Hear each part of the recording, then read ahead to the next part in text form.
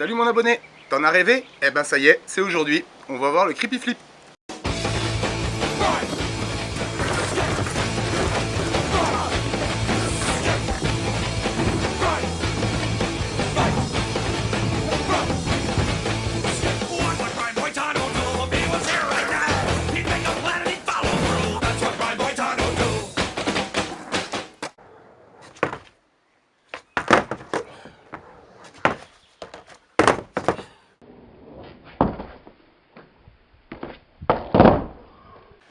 Alors pour le creepy, je vais te donner une bonne astuce qui va bien te servir au début.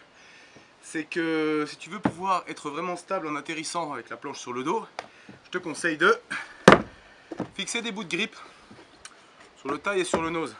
Ça te permettra d'avoir une accroche nécessaire pour avoir l'équilibre, parce qu'en fait, au début, quand on ne le maîtrise pas bien, le pied glisse systématiquement, tu n'arrives pas à le laisser dessus.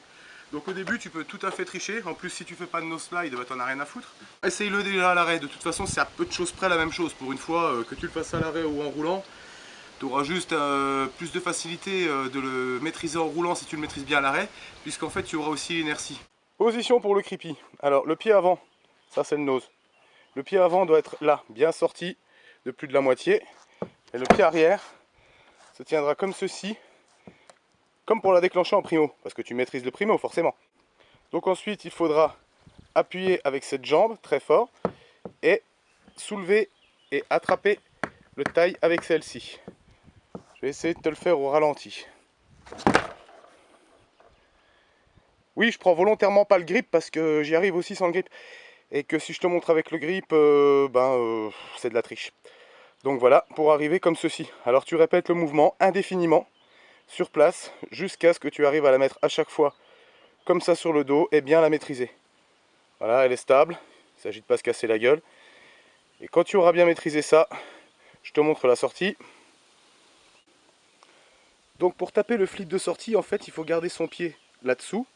Et il ne faut pas relever la planche pour espérer la faire kicker, parce que là, elle va se mettre debout et tu vas te tuer.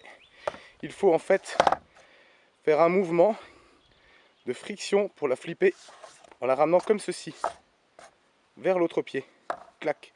Il faut soulever le moins possible, il faut surtout tirer.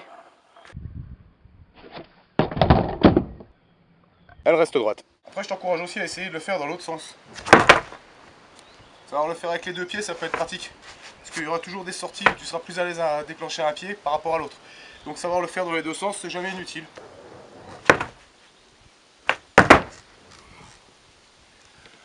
Alors naturellement, quand tu es là et que tu déclenches le flip, pense à sauter en avant parce que ta planche va obligatoirement avancer.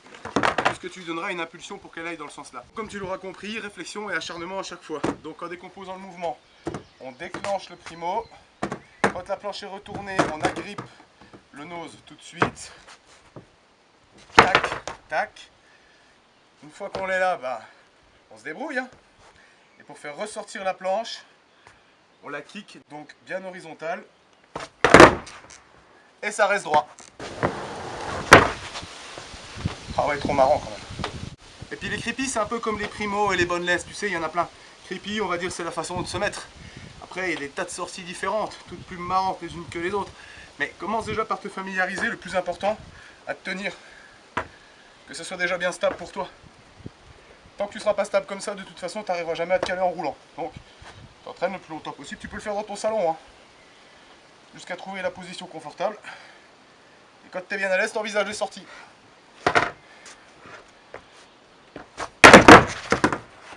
Ça, c'est pour la première. Puis par la suite, je te montrerai les autres. Allez, démerde-toi!